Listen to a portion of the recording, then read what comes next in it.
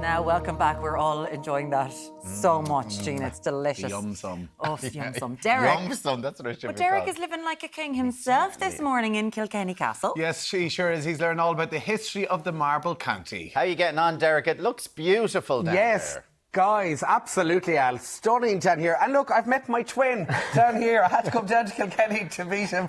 Anyway, we're on our live tour of Kilkenny Castle right across the Moray. Tour guide Sean Hackett is with us. Good morning to you, Sean. Hi, Derek. You're very welcome. Yeah, it's great to be here. Now, before we get into the interior of the castle itself, let's talk about the exterior and the actual structure of the castle. Yeah, OK, so the history of the castle goes back over 800 years, and I suppose the first structure that was built here was a fortified site, a wooden structure, and it was built by a very famous man called Strongbow. Came into Ireland in the Anglo-Norman invasion in the 12th century, and he marries Aoife MacMurrough, the princess here in the southeast of Ireland.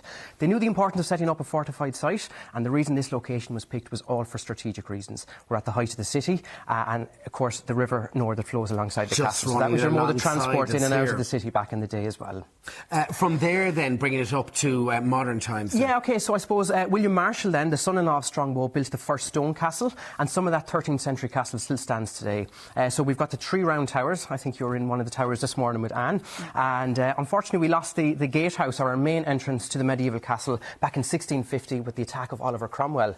So he made his impact on the city here at that stage as well. So today, when you come into the castle, it looks a bit more like a Victorian stately home. Yes, a bit like Downton Abbey. Yeah. So, and the room that we're actually in at the moment is the library here. So we're on the first floor of the castle. Decorated the way it would have been. It's kind of like an exact replica of how it would have looked back in the 19th century. Those screens there are very interesting. Tell us about them. Yes, so these are called pole screens or fire protectors. Basically, back in the 19th century, it was very popular to have a very white, pale complexion. If you had rosy cheeks or freckles, this was seen as working class, and that's not the look that you wanted to achieve back in the Victorian period. So to help achieve this white porcelain look, they used a wax-based makeup. Now, you can imagine the source of heat in the castle at the time would have been a fireplace in every single room, and if you were sitting too close to the fire, the last thing you wanted was for your makeup to actually melt off your face. So is that where the expression saving face came from? Absolutely, Derek. Yeah, you're right there as well. So the wax makeup wouldn't run down their face, so they had the screens. Absolutely. So they come in very, very handy. I must get one of them myself. Now, talk us through the next room. Where are we now? Yeah, so this room is actually the drawing room. So it's where you would have kind of relaxed and kind of entertained your visiting guests.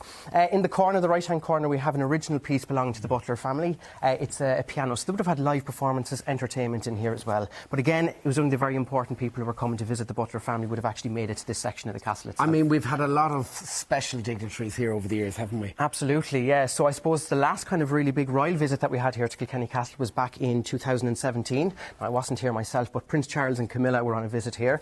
And there was a massive surprise visit, I suppose, at the handover of the castle back in 1967. There was a surprise visit by Mick Jagger. Arthur Butler, the 6th Marquess of Ormond, he was handing over. There was a massive ceremony going on in the courtyard. And there was a surprise visit by Mick Jagger, who was in the area. So we had rock and roll royalty here. Absolutely, yeah. Certainly made an impression. I believe back in the 1950s, this castle changed hands for a few pounds. Tell us that story. It did. So again, Arthur Butler, the 6th Marquess of Ormond, head of the family, living in England at this stage, and unfortunately the castle was left vacant for about 35 years. It got very badly damaged, and obviously Arthur Butler did not want to see it fall into rack and ruins. He really wanted it to be a gift, so he handed it over to a local restoration committee here in 1967.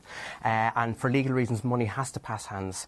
So the agreed sum of money they came up with at the time was £50, so it's not a bad sum for a big castle like that. Yeah, but just to give you an idea of the extent of the restoration work that the OPW carried out here, just behind us, the rooms we've just walked through, before the restoration was carried out here, there was barely no floor in this certain section of this castle. The roof had kind of collapsed and caved in as well. So a lot of work was actually needed to be carried out by the OPW.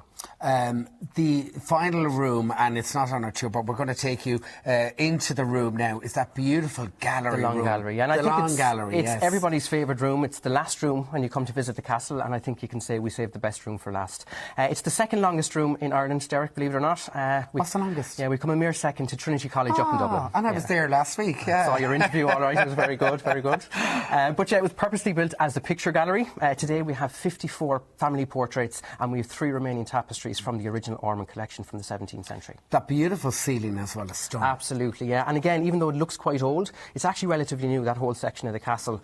The roof was kind of constructed around the mid-1800s, and it kind of has a Viking feel to it. You can kind of see it yourself. So it's made from Scandinavian pine, and if you were to flip it over, it would actually resemble a Viking longship as well. Painted by one man, believe it or not. Took him just over 2 2.5 years to fully complete, and he was given free rein to paint what he wanted. And he was given, as you can see, he was kind of ahead of his time with the painting in there as well. I mean, this is one of the most visited OPW sites in the country, right? Absolutely, yeah. And we're open 12 months a year.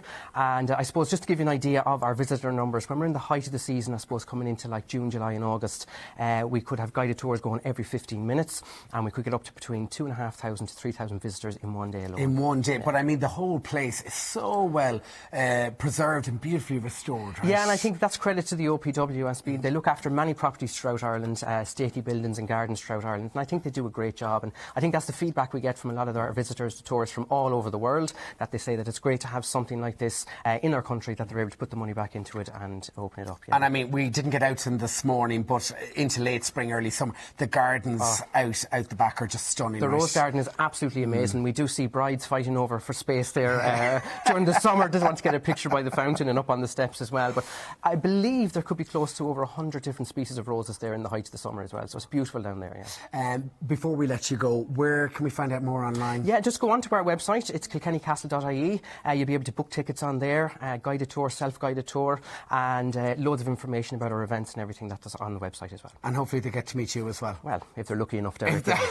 They're lucky. Anyway, Sean, we really enjoyed our tour here this morning. Thank you so much for that educational trip. Kilkennycastle.ie for more information. But for now, look, I found my twin here in Kilkenny. Twinning is winning. Yeah. Twinning is winning, exactly. Back to the studio. Good man. Thank you very much, Derek and his twin. Do you know what? I've done shows from Kilkenny over the years, and even in the grounds of Kilkenny Castle, and I never realised that was in there. They never invited you in. They Never didn't want invited. you. I wasn't allowed inside the door. Wasn't up to the standard of Derek. I've started doing this thing where Derek goes, I'm taking note of it, and then I'm going to visit them. I'm going to visit it because he goes to all the best places. But that looks beautiful. It does look absolutely stunning. Yeah, It's it's so gorgeous, and I love the wedding venue and stuff inside. Never as well. allowed inside the door. Now anytime Kilkenny I'm there. Castle, you made an enemy here. Now never invite them Here. inside.